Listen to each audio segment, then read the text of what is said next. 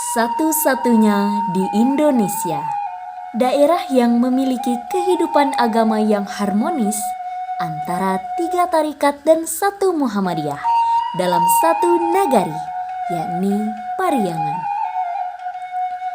Antara ketiga tarikat seperti Naksabandiyah, Satariyah, Qadariyah, dan Muhammadiyah memiliki perbedaan dalam cara pelaksanaan ibadahnya. Meskipun demikian, antara ketiga tarikat dan gerakan pembaharu Muhammadiyah tetap saling menghargai dan tidak ada diskriminasi antara golongan ini.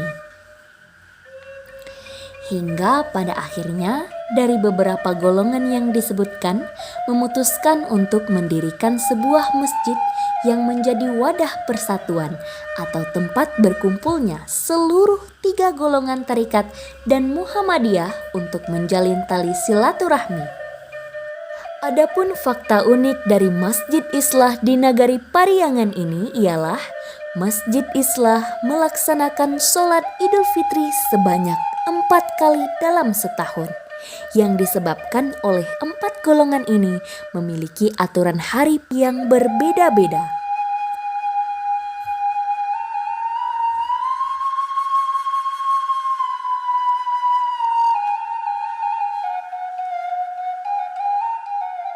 Orang Pariangan, aliran tarikat itu masih ada, cuman tinggal perorangan. Tarekat Naksabandi itu mursyid terakhirnya itu adalah Abdul Manan Tuan Kuampe Rangit Raju. Abdul Manan Tuan Kuampe. Selesai ketika beliau meninggal dalam usia 118 tahun, itu tidak ada lagi penerusnya. Habis Naksabandi. Ketika Naksabandi habis dari segi keorganisasian di Surau, tarekat Satariyah mencapai puncak kejayaannya di bawah pengajaran Ahmad Datuk Pemulusati. Ketika Ahmad Datuk Pemulusati meninggal tahun 1999, sebenarnya ada yang bisa meneruskan untuk menjadi guru, yaitu anaknya, tapi anaknya tidak bersedia. Dan hari ini mungkin hanya bisa dikatakan 1 atau 2 orang yang masih menganut pemahaman tentang tarekat Syatari.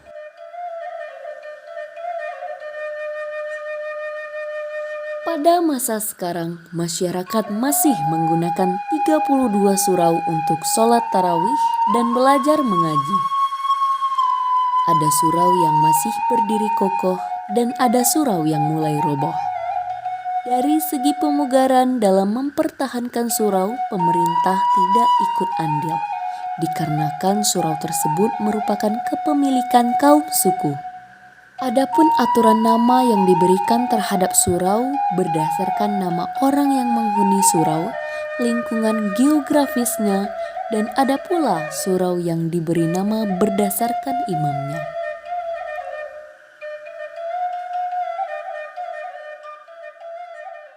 Sekitar masjid itu ada Surau Kanarian. Kenapa disebut sebagai Surau Kanarian? Dia berada di hampir sejajar dengan halaman masjid, gitu ya, yang dekat kolam ikan itu. Ada Surau Ilia. Surau Ilia itu artinya bagian samping masjid, karena ada orang Pariangan itu kalau ke arah kanan di masjid itu namanya Ilia gitu, maka secara geografis letaknya arah ke Ilia itu, maka diberi Surau Ilia gitu. Ada Surau Niara, karena yang tinggal di situ itu ada seorang nenek-nenek namanya Niara gitu, maka diberi nama seperti itu.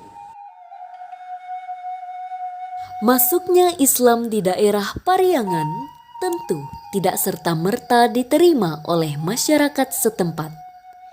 Dikarenakan sebelum Islam ada kepercayaan yang lebih dahulu dianut oleh nenek moyang Minangkabau seperti animisme dan dinamisme.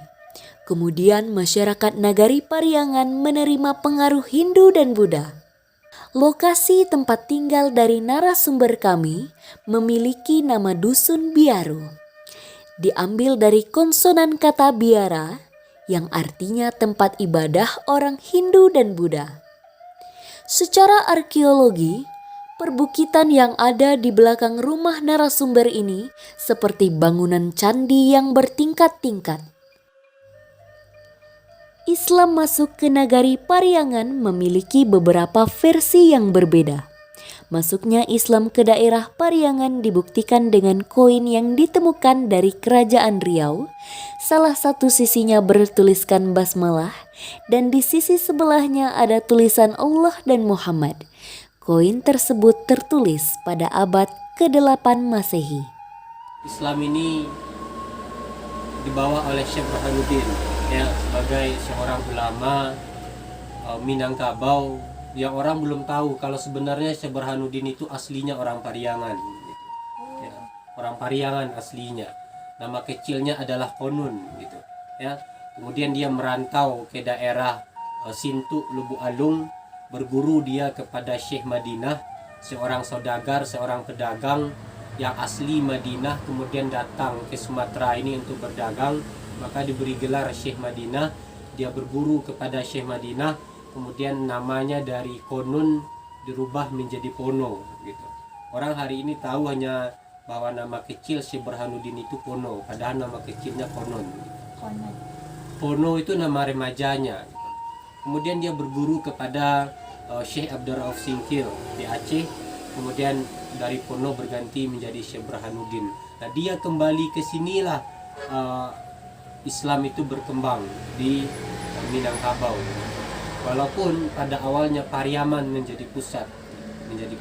Nah, jadi kalau secara penelitian data-data yang ada, Pariangan ini sudah mulai disentuh oleh Islam. Ada yang katakan abad ke-8, ada yang katakan abad ke-12. Yang paling kuat itu ya abad ke-14, ya 14-15, ketika Syekh Burhanuddin kembali ke Minangkabau. Kemudian dari Buddha ke Islam tentu butuh proses ya. Ada satu kearifan lokal, cerita masyarakat atau tutur lisan yang mengatakan bahwa ketika Syekh Burhanuddin itu pulang ke Minangkabau, dia berlayar di Pariaman itu, menepi di Pariaman itu. Kemudian dia langsung ke sini ya, menyilau atau mengunjungi tanah leluhurnya, tanah orang tuanya, tanah kelahirannya. Tetapi ketika itu karena masyarakat Minangkabau masih memiliki pemahaman tentang Hindu dan Buddha, kedatangan beliau ditolak gitu. Kenapa? Karena masyarakat takut kalau dia adalah penyebar sesuatu yang tidak baik. Nah, itu bentuk bahwa masyarakat secara instan tidak bisa menerima, tetapi secara proses.